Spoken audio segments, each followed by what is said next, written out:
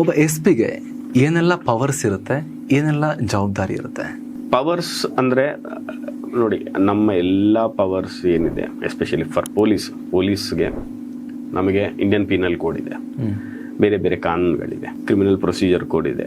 So criminal procedure code basically procedure ಹೇಳುತ್ತೆ, ಈ ಬೇರೆ ಕಾನೂನುಗಳೆಲ್ಲ ಏನು ಶಿಕ್ಷೆ ಕೊಡಬೇಕು ಅಂತ ಇರ್ತದೆ.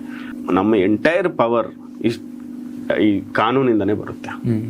ನಮ್ಗೆ ಅದು ಬಿಟ್ಟರೆ ಏನೂ ಇದಿಲ್ಲ. ಪೊಲೀಸ್ ಮ್ಯಾನ್ಯುವಲ್ಸ್ ಇರ್ತವೆ, ನಮಗೆ ಕರ್ನಾಟಕ ಪೊಲೀಸ್ ಆ್ಯಕ್ಟ್ ಇರ್ತದೆ, ಬೇರೆ ಬೇರೆ ಕಾನೂನುಗಳಿರ್ತವೆ. ಇದರಿಂದನೇ ನಮಗೆ ಪವರ್ ಬರ್ತದೆ.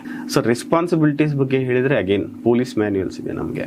ಸೊ ಒಬ್ಬ ಎಸ್ ಪಿ ಆಗಿ ನಾವು ಏನೇನು ಕೆಲಸಗಳು ಮಾಡಬೇಕು, ನಮ್ಮ ಕ್ರೈಮ್ ಹೇಗೆ ನೋಡಬೇಕು, ಲ್ಯಾಂಡ್ ಆರ್ಡರ್ ಬಂದರೆ ಹೇಗೆ ಮಾಡಬೇಕು, ಟ್ರಾಫಿಕ್ ಸಮಸ್ಯೆಗಳಿದ್ದರೆ ಏನು ಮಾಡಬೇಕು, ವಿಲೇಜ್ ಬೀಟ್ಸಲ್ಲಿ ಏನು ಮಾಡಬೇಕು. ಸೊ ಇದರಲ್ಲಿ ಎಲ್ಲ ಒಂದು ಪ್ರೊಸೀಜರ್, ಎಸ್ಟಾಬ್ಲಿಷ್ಡ್ ಪ್ರೊಸೀಜರ್ಸ್ ಇವೆ. ಸೊ ಅದರಿಂದ ನಮಗೆ ಜವಾಬ್ದಾರಿ ಅಂತೂ ಭಾಳ ಇದೆ, ಎಂಡ್ ಇಲ್ಲ, ಅಂತ್ಯ ಇಲ್ಲ ಅದಕ್ಕೆ.